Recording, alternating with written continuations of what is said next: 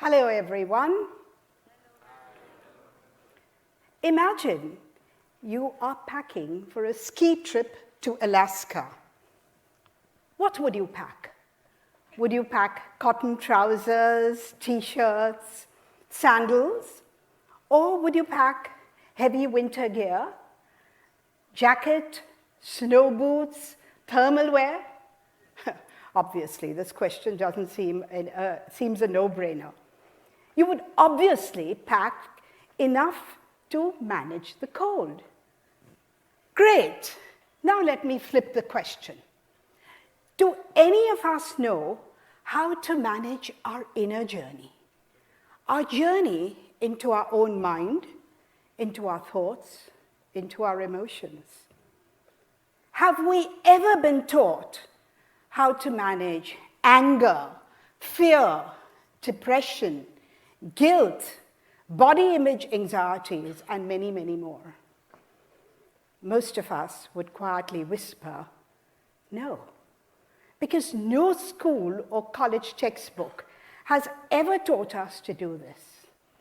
And yet, unprepared, we are left to battle life's storms almost every single day. Last year, I read something which shocked and saddened me. The World Health Organization informs us that by 2030, depression will be a bigger pandemic caused by any of the diseases we know at present. This made me wonder if, by sharing my journey to near freedom with you and by outlining the gems that I picked up along the way, you might be equipped to handle life's challenges with greater hope and greater courage. With that said, let's begin. I began life as a miserable, anxious little girl. I was labeled a loser and an incurable dreamer, and I was jeered at by all my friends. I was a source of sorrow to my parents, who nevertheless loved me because I was their only child. In class 2, I was made to wear a sign which said, I hate maths. At other times, I don't understand maths. To add to the humiliation, I was paraded from class to class. The kids laughed, the teacher sneered, and I died inwardly. I hated myself, I hated my school, and I hated everyone. To add to boot, I was a big crybaby with numerous emotional meltdowns almost every single day. I thought of God as not of much help.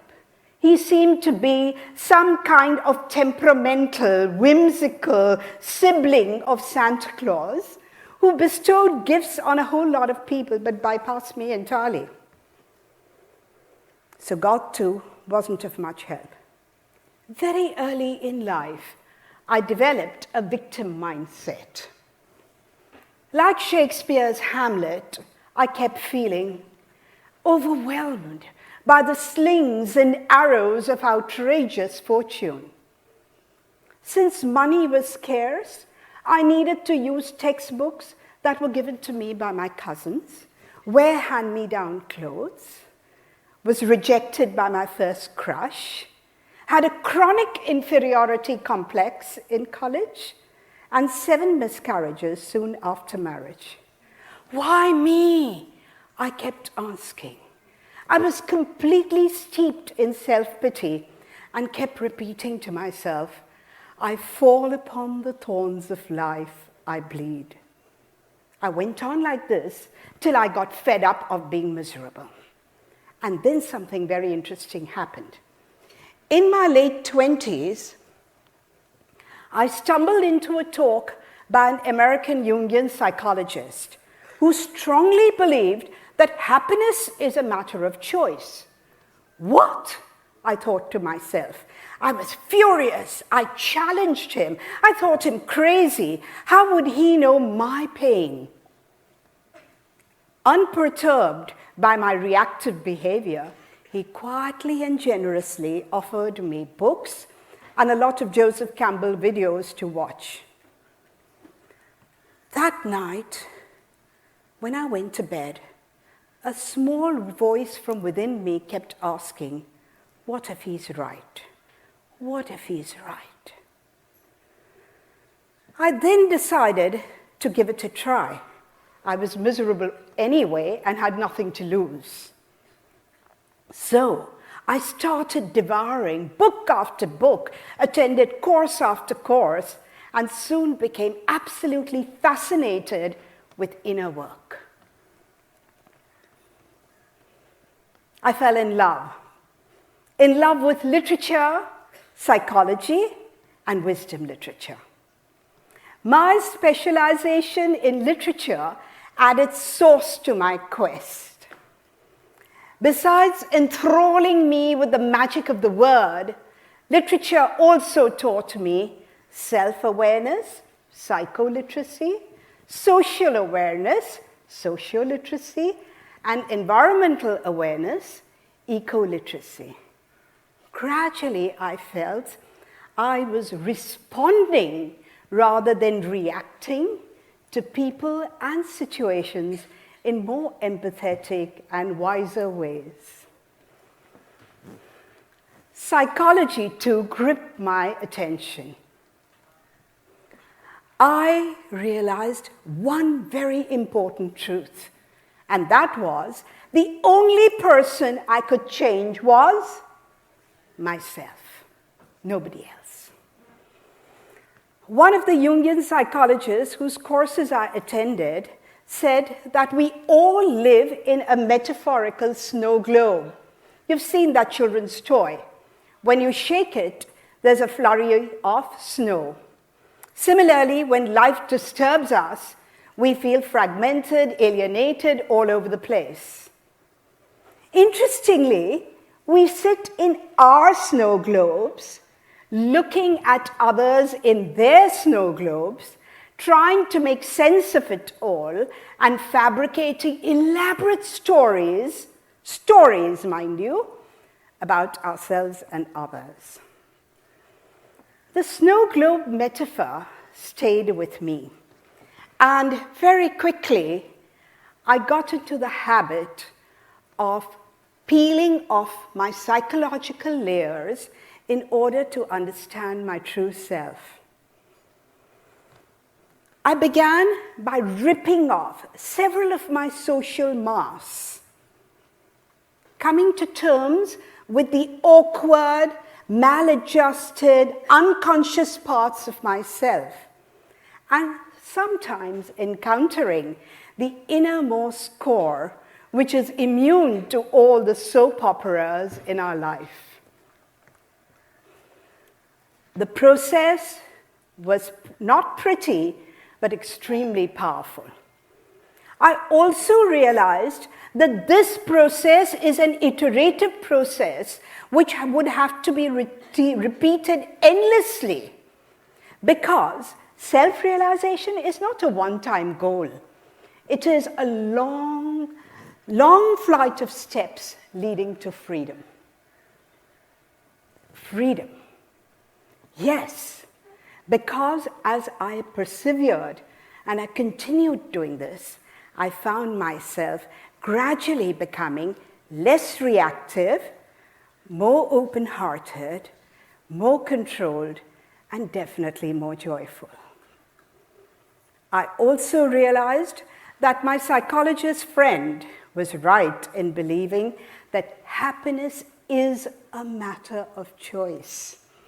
Now, when life shakes my snow globe, I am disturbed for a while, but I get back to my equilibrium very quickly because I have the tools and techniques to manage myself. Wisdom literature also fascinated me, And it made me realize one more important truth, and that is, to know myself, I needed to still my mind.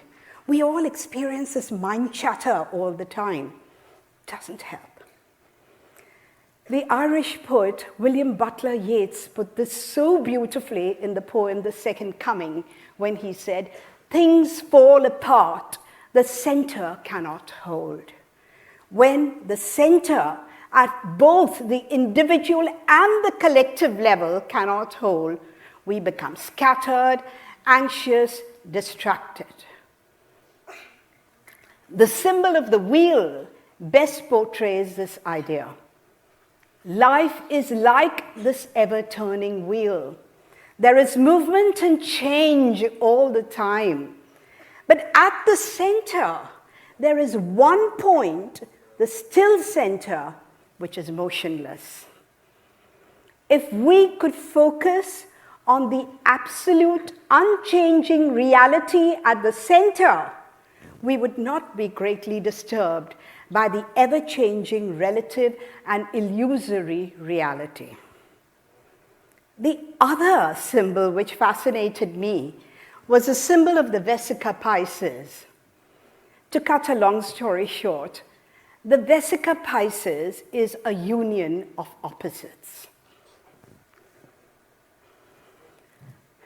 As I went on in my quest, I started trying out a whole lot of spiritual practices, which took me along the paths of knowledge, devotion, right action, and meditation. I developed an intense desire to do something for others.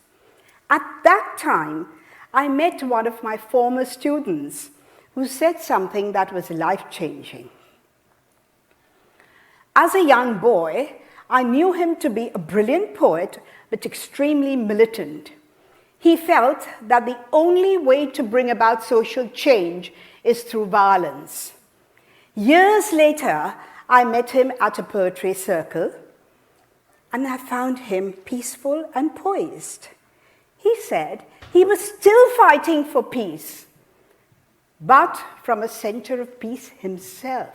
He was fighting for social change, but from a center of utter peace. This resonated with me very deeply, because by then I had grown to understand that inner peace translates into outer peace and global peace. So, instead of being locked in oppositional thinking of me versus someone and being anti-war, we can, for instance, be pro-peace. I'm not merely juggling words. The truth is that the energy produced when you are anti-something is essentially destructive, whereas that when we are pro-something is productive and even healing. For things I wanted to change in my life, I created what I call the CARS model.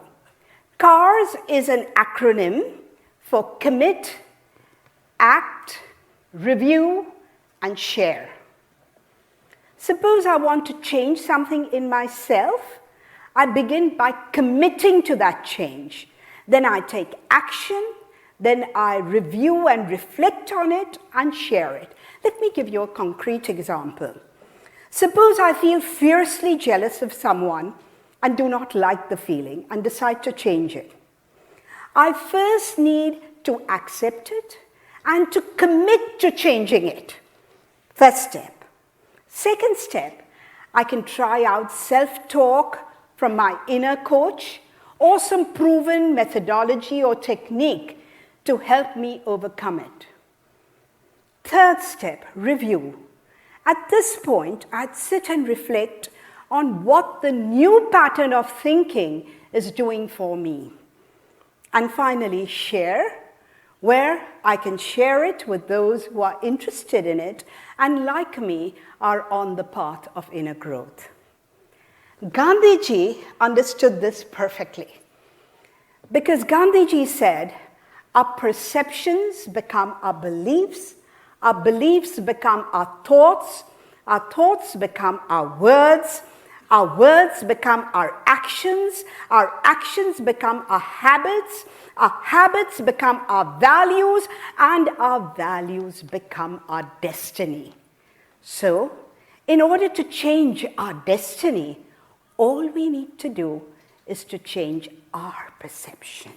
Not point fingers at others and say, they made me angry, they made me jealous.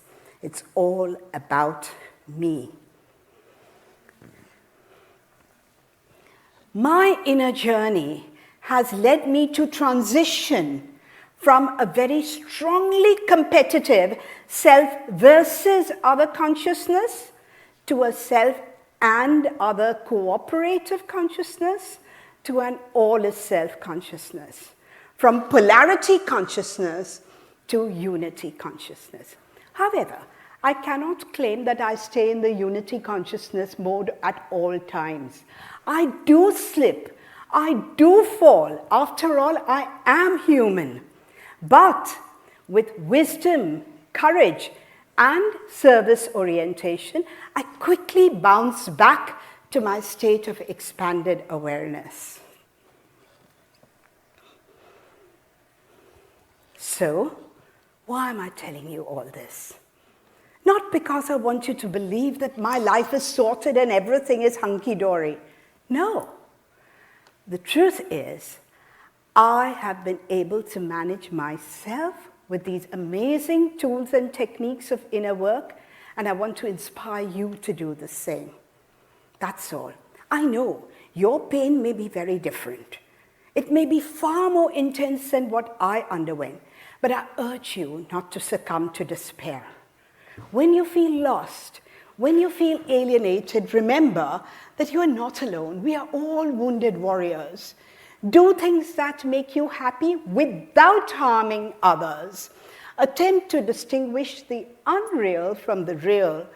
Appreciate your uniqueness and your oneness. Attempt to forgive. Be grateful for all that you have, and know that there is an immense reservoir of strength within each and every one of us, and that includes you. So, choose joy, choose growth, choose to live awesomely, and stay blessed. Thank you very much.